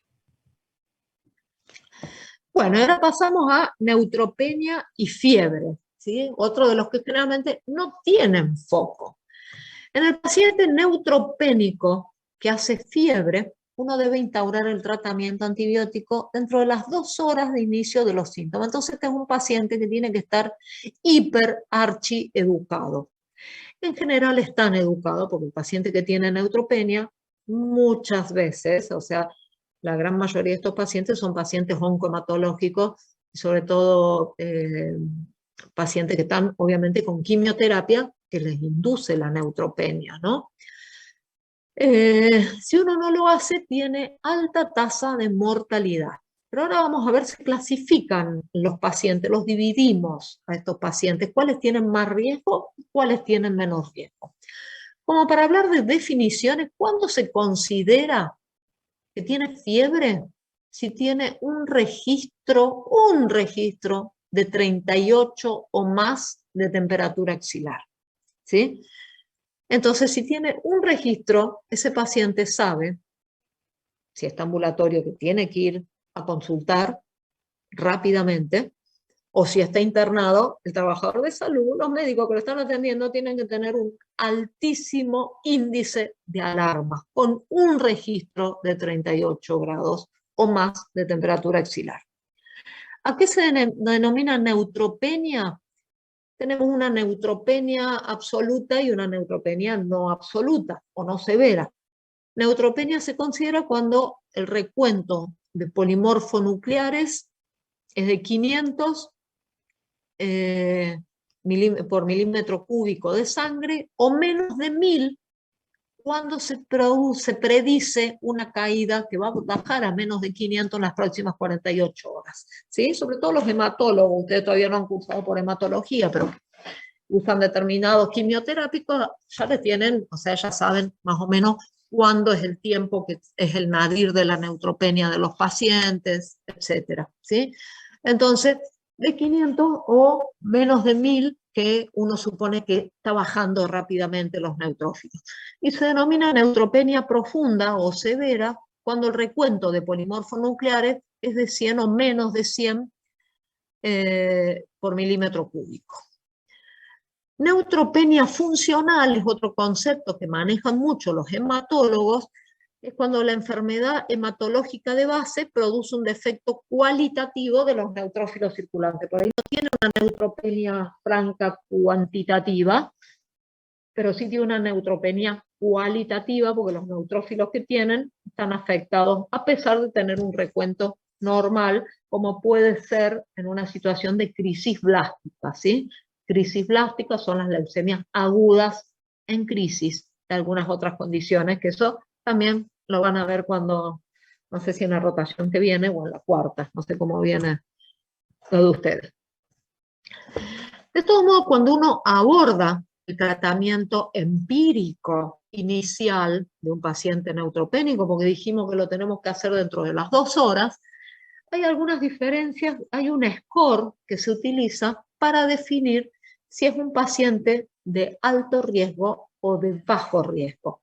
¿Riesgo de qué estamos hablando? Estamos hablando de riesgo de muerte, ¿sí? Paciente de bajo riesgo de muerte o de alto riesgo de muerte de tener una infección en su contexto de neutropenia. Entonces, para eso hay un score, se llama score de MAS, con 2C, de MAS, la S de score, la A de asociación, la M de multinacional o multicéntrico, no me acuerdo, una C de care, de cuidado, y otra de cáncer. O sea, un score de la Asociación Multinacional de Cuidado del Cáncer, que hace muchos años que tiene vigencia y que sobre todo hace puntuación para, con un valor máximo de 26, y si un paciente va sumando puntos y tiene 21 o más, tiene un riesgo muy bajo de mortalidad y constituye el paciente de bajo riesgo. Para eso, fíjense qué es lo que suma mucho para llegar a este más de 21 y decir que es de bajo riesgo. Que no tenga síntomas, que tenga síntomas leves o síntomas moderados, aparte de su fiebre, que no tenga hipotensión, que no sea un pulmonar crónico, que no tenga tumor sólido ni que tenga infección fúngica invasiva, que no esté deshidratado, que el inicio de la neutropenia y fiebre haya sido mientras él estaba ambulatorio, que sea menor de 60 años, ¿sí? Esto constituye, se suma estos puntos, esto se hace habitualmente para predecir que tiene un riesgo de menos del 5% de complicaciones severas y una baja mortalidad menor del 1%. ¿Cuáles son los pacientes en general de alto riesgo? Los que tienen un score de más menor a 21, generalmente van a ser las leucemias agudas en inducción y en mantenimiento, los trasplantados de médula ósea, la mayoría de los linfomas, los internados al inicio de la fiebre, o sea que su fiebre inicia estando internado con quimioterapia agresiva, que tengan una neutropenia esperable más prolongada por el tipo de quimio que está haciendo, o que tenga comorbilidades, inestabilidad hemodinámica, mucositis oral o intestinal severa, alteración del estatus neurológico, infección del catéter, infiltrados pulmonares, anomalía, o sea, alteración de la función renal, hepática o una neoplasia no controlada. Y el de alto riesgo, como dijimos recién, el que tiene este score de menos de 21, ¿sí? En el paciente que está neutropénico y que hace fiebre, ¿cuáles son los patógenos probables? Ya dijimos que la gran mayoría no tiene foco. En alguna diapo me parece que estaba, pero bueno. La mayor prevalencia son infecciones bacterianas. Y fíjense, uno espera que tengamos un cultivo positivo en menos de 1 por cada 4 pacientes. O sea que la mayoría de los pacientes vamos a hacer el tratamiento empírico inicial y vamos a seguir su tratamiento empírico. ¿Por qué? Porque la tasa de documentación bacteriológica y de documentación clínica también, muchos de estos pacientes no tienen ningún foco clínico, pero tienen fiebre y están neutropénicos y lo vamos a tratar como tal. Fíjense, el 10 al 25% vamos a tener algún cultivo positivo. De los que tienen foco, ¿cuál es el foco más frecuente? Digestivo, me refiero de la boca al ano, mucositis oral, lesión esofágica, mucositis de los intestinos, del colon, etc. Foco respiratorio. Si tienen catéteres, porque estos severos generalmente reciben quimio endovenosa, van a tener catéteres y generalmente tienen catéteres semi-implantables o implantables. Y foco en piel, ¿sí? La epidemiología, en cuanto a la etiología, las bacterias que pueden estar implicadas, es centro dependiente, ¿sí? Sobre todo, obviamente, en el neutropénico severo, internado, etc. Y puede variar la proporción según el centro de cocos gram positivos y de bacilos gram negativos. Pero bueno, acá lo que les estoy queriendo decir es que en general vamos a cubrir algunos bacilos gram negativos y algunos cocos gram positivos. En general, en el tratamiento empírico inicial del paciente neutropénico febril, este tratamiento va a ir dirigido a bacterias, porque en general las infecciones fúngicas invasivas, como puede ser Cándida, Aspergillus, son de aparición más tardía. Lo vamos a tener en cuenta después, si la fiebre sigue, si agrega infiltrado pulmonar, etcétera, etcétera. No nos podemos olvidar que también puede haber infecciones virales, ¿no? Sobre todo en el aparato digestivo, por ahí esofagitis por herpes o mucositis por herpes en la boca, etc. En todo neutropénico febril, ¿cuál es nuestra conducta diagnóstica? Esto que tenemos que hacer rápido, porque dijimos que tenemos que empezar rápido el tratamiento. Entonces, rápidamente le vamos a sacar hemocultivos periféricos, acuérdense, 2 frascos. Si tiene catéter colocado, hacemos un retrocultivo de la rama del catéter. Ustedes me preguntan, pero si tiene catéter, ¿se lo sacamos o no se lo sacamos? Depende. Si tiene signos francos de infección, se lo vamos a tener que sacar.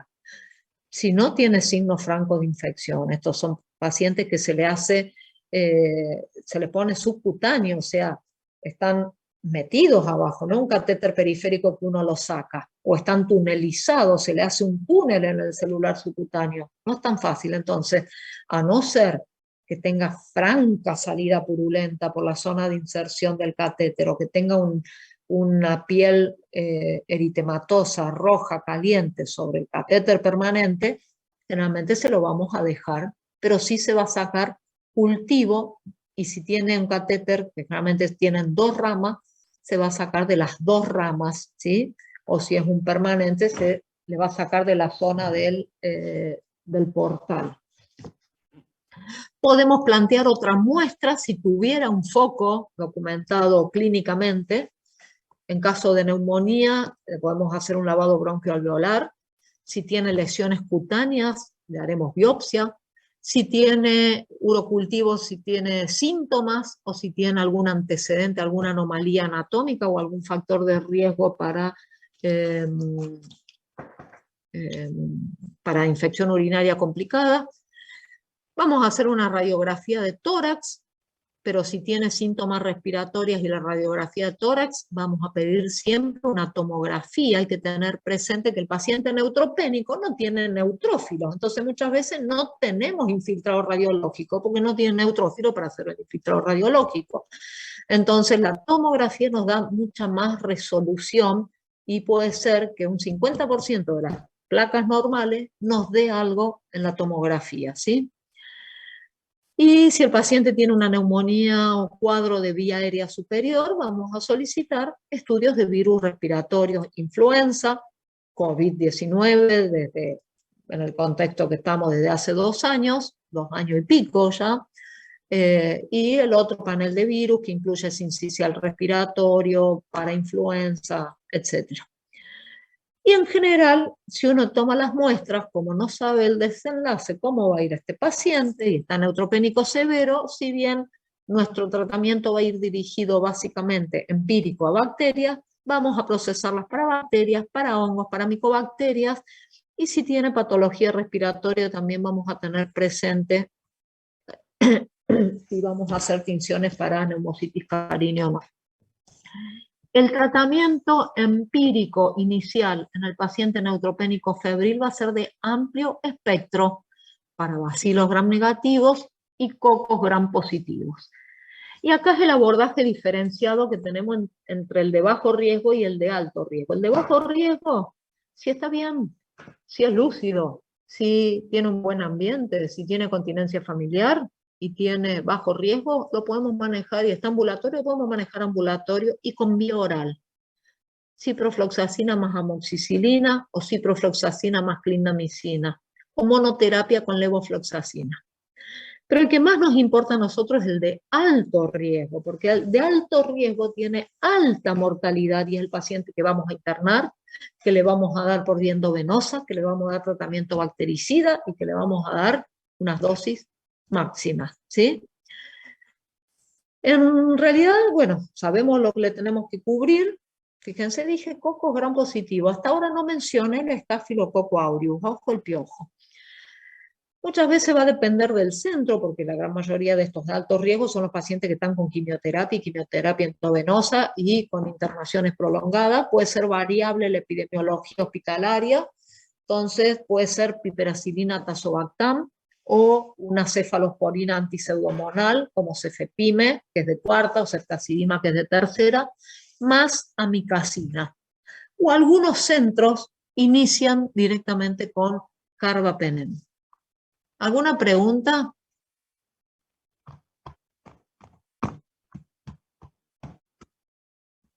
Estoy esperando una pregunta, que si me vienen siguiendo se preguntarán. Si tengo que tener espectro para cocos gram positivo, esto es lo que me tienen que decir ustedes. No estamos con espectro para el Staphylococcus aureus, ¿o sí? Metí R. ¿No les llamó la atención? ¿Me están siguiendo? ¿Estarán? El tema de los Zoom es que nunca sabes si están durmiendo, si se fueron al baño, si siguen ahí. ¿Siguen ahí? Díganme todos al unísono. Sí, estamos. Sí, profe. Sí, profe. Bien. Bueno, algunas vocecitas escucho. ¿Cuándo vamos a incluir vancomicina en el tratamiento empírico del paciente neutropénico febril? No lo hacemos de rutina, pero sí lo vamos a hacer si el paciente tenemos sospecha de infección relacionada al catéter, ¿sí?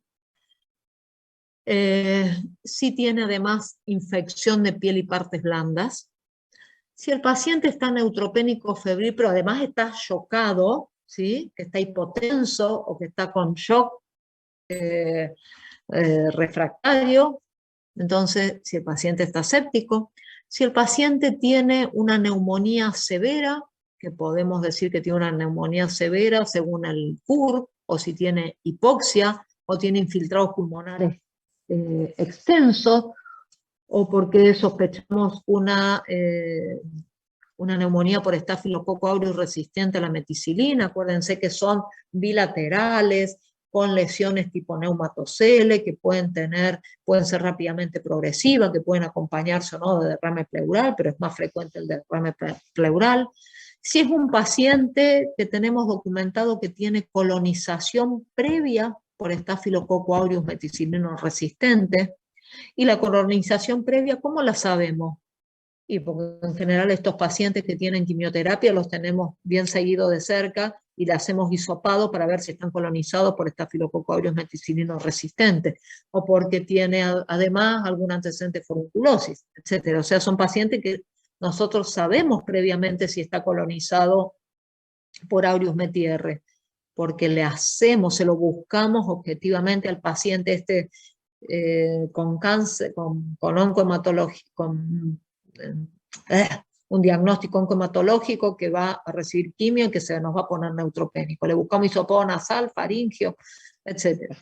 Si tuvo profilaxis con quinolonas previas por algún motivo, o si está cursando una mucositis severa por un quimioterápico ARA-C, que es un antimetabolito, o porque tengamos epidemiología local para Streptococcus viridans. El centro tiene epidemiología local para Streptococcus viridans resistente. Nosotros no tenemos Streptococcus viridans resistente, pero en el Cushing tampoco hay oncohematología. Generalmente los que pueden llegar a ver este tipo de pacientes son cuando roten por el Iturraspe. Nosotros en el hospital no tenemos oncohematológicos, entonces generalmente no tenemos neutropenia febril, que es lo más frecuente en estos pacientes. Tenemos otros neutropénicos, o podemos tener HIV positivos neutropénicos, podemos tener pacientes que nos hacen neutropenias por eventos adversos a drogas, ¿sí? Algunos antibióticos o alguna otra droga, etc. Consideraciones de foco. Por ahí, bueno, ¿cuáles son los agentes que uno tiene que tener en mente? Por ahí hasta ahora dijimos, ¿no? Si le da pipertazo, fíjense, ¿dónde está? Acá. Piperacilina, tazobactam, o cefepime, o ceftazidima más amica, o un carbapenem. Fíjense, si damos piperacilina, tazobactam más amica, tenemos espectro para anaerobios, porque dijimos que piperacilina, tazobactam tiene espectro para anaerobios. Si le damos cefepime o ceftazidima, no tenemos espectro para anaerobios. Si le damos un carbapenem, tenemos espectro para cocos positivos no Aureus meti-R, al igual que piperacilina, tazobactam, tenemos espectro para anaerobio. Entonces, que si nuestro tratamiento es cefepime o ceftazidima más amica, piensen que no tenemos espectro para anaerobios. Que dije hasta ahora ni los mencioné, pero en algunas situaciones sí vamos a tener que tener espectro para anaerobios. Por ejemplo, en los pacientes con una mucositis orofaringia severa o mucositis en el extremo distal del colon, ¿sí? Por ahí son pacientes que tienen una mucositis severa del colon distal. Esos pacientes sí vamos a tener espectro para anaerobio. Entonces ahí nuestro tratamiento entre una cefalosporina antipseudomonal y pipertazo, vamos a elegir piperacilina, tazobactam, porque queremos tener espectro para anaerobio, ¿sí? Si el paciente tiene una esofagitis severa, podemos considerar que puede tener, la esofagitis bacteriana es prácticamente inexistente. Si el paciente tiene una esofagitis, puede ser cándida o puede ser un virus. ¿Y qué virus? Y claramente herpes simple es el más frecuente. Entonces, si tiene una esofagitis, podemos considerar además tratamiento antiviral o antifúngico. En la enterocolitis, bueno, también tenemos que sospechar, tenemos que tener espectro antipseudomonal y anaerobio. Entonces también piensen, si tenemos que tener espectro antipseudomonal, vamos a tener un betalactámico antipseudomonas, como serpipertazo, para tener también espectro para anaerobios.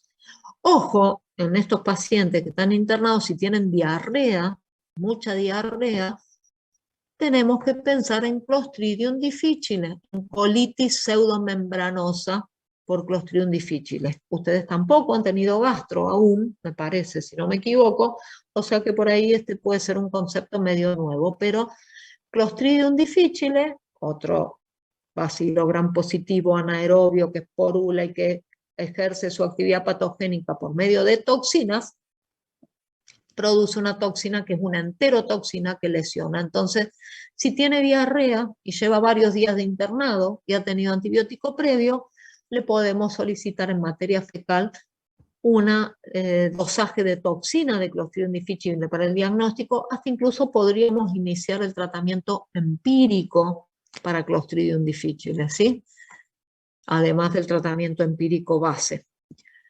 Si tiene lesiones perianales también vamos a tener que tener espectro para anaerobios. Si tiene un foco clínico documentado en piel y partes blandas, le vamos a agregar espectro para Staphylococcus aureus METI-R. Si tiene una infección relacionada a catéter o sospecha de infección relacionada a catéter por la clínica, también, aparte del beta-lactámico antipseudomonal, le vamos a agregar Vancomycin con espectro para aureus METI-R. Y si es una neumonía aparte del beta-lactámico antipseudomonal, como dijimos, en este caso piperacillin tazobactam o ceftazidime cefepime, si es una neumonía que viene en la comunidad, ojo, vamos a pensar también en atípicos y le vamos a agregar levofloxa o macrólidos.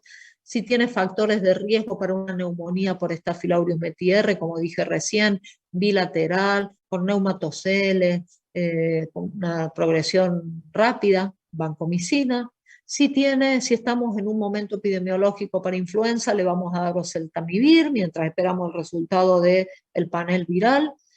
Si tiene una infección bilateral y con vidrio esmerilado, etc., no vamos a dejar de pensar en neumocitis carini y nos vamos a plantear si aparte del tratamiento empírico, y todo esto es para agregar a lo básico del tratamiento empírico, le vamos a agregar trimetroprima sulfa para neumonía por neumocitis carini o girovesi, como se llama ahora. Si tiene alteración del sistema nervioso central, vamos aparte de considerar si le agregamos un homeropenen, porque es un paciente neutropénico severo, y habíamos dicho que la meningitis bacteriana en neutropénico severo le agregamos homeropenen más ampicilina por listeria monocitógena, y si aparte de estar neutropénico, febril, tiene una masa ocupante de espacio, vamos a considerar nocardia, tuberculosis, listeria, criptococo, etc. Pero bueno, esto no es la gran mayoría. La gran mayoría de los pacientes neutropénicos febriles en quimioterapia por patología oncohematológica son infecciones bacterianas y la gran mayoría sin foco y la gran mayoría que no se documenta nada microbiológicamente, ¿sí? ¿Alguna pregunta de neutropenia y fiebre? No. Bien. Me repasé. ¿Tienen algo ahora? Creo que no me queda nada. Bueno, esto también ya lo vimos. Como verán, esta clase mía es un repaso de lo que fuimos viendo hasta ahora, que son urgencia, emergencia, o como ser artritis séptica, no está dentro de las patologías que uno llama urgencia infectológica, pero sí que hay que actuar rápidamente para preservar la articulación. La patogenia, ¿se acuerdan? Habíamos dicho la mayoría de las veces es por diseminación hematógena, puede ser por contigüidad, por inoculación directa, por cirugía, por traumatismo, por punción, etc.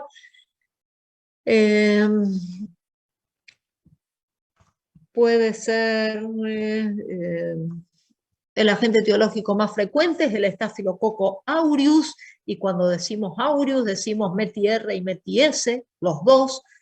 También podemos tener como segundo agente etiológico, sobre todo en pacientes mujeres, adultas, jóvenes, activas sexualmente, que no tienen mucho cuidado para las enfermedades de transmisión sexual, gonococo, ¿sí? También en algunos huéspedes con determinada epidemiología podemos tener como agentes etiológicos gram negativos, Streptococcus agalactiae, ¿sí? Sobre todo los pacientes extremos de la vida, que tengan algún factor predisponente como artritis reumatoidea, etc.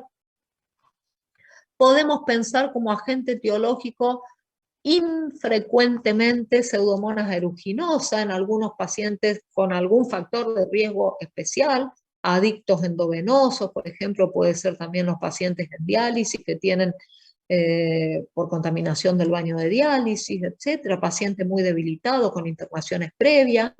También la podemos plantear este agente etiológico en localizaciones medias raras, como la esternoclavicular o la sacroilíaca, etcétera. Acuérdense, en el tratamiento combinado, drenaje de la articulación y antibiótico terapia. Tenemos que lograr esterilizar la articulación, evacuar los productos de inflamación, sacar bacterias, sacar glóbulos blancos, sacar polimorfos nucleares que tienen lisosomas con enzimas destructivas del cartílago, ¿sí? Para prevenir la deformidad y la rigidez. Lo ideal sería el tratamiento si tenemos un examen de Gram del líquido articular y vemos bacterias, y bueno, ahí no sería un tratamiento empírico, sería un tratamiento dirigido, pero ¿se acuerdan que cuando vimos esto dijimos que menos de la mitad de las artritis sépticas tiene un Gram con bacterias? Entonces, en general va a ser un tratamiento empírico, ¿sí? Inicial. Y que vamos a tener espectro para Staphylococcus aureus, incluyendo el METI-R de la comunidad. Entonces vamos a dar vancomicina, y habíamos planteado, ¿se acuerdan que mucha bibliografía recomienda dar cefalotina, ¿sí? Dar cefalotina, ¿por qué? Porque es más bactericida para el METI-S, hasta tener definido si es un METI-R o un METI-S, ¿sí? Si le dan vancomicina, ¿está mal? No, no está mal. Pero cuando dimos la charla, habíamos planteado también la posibilidad de agregarle cefalotina para tener mayor actividad bactericida para el METI-S. Si tiene epidemiología para gonococo, tenemos sospecha de gonococo, aparte de este espectro de vancomicina le vamos a agregar ceftriaxona, o si tenemos otra epidemiología, como planteamos acá, inmunodeprimido, extremos de la vida, etc., vamos a agregar a vancomicina una cefalosporina de tercera o de cuarta, como puede ser cefepime, o piperacilina tazobactam, ¿sí? Esto en general el tratamiento empírico del paciente con artritis séptica. Y creo que pasamos por todas las urgencias infectológicas y agregamos artritis séptica de repaso, que también uno tiene, no se considera de las urgencias infectológicas con alta mortalidad, pero sí una urgencia infectológica para salvaguardar la articulación afectada. Preguntas, a ver, me voy, así les veo las caras, conéctense, por lo menos así me quedo tranquila que están, que no he estado hablando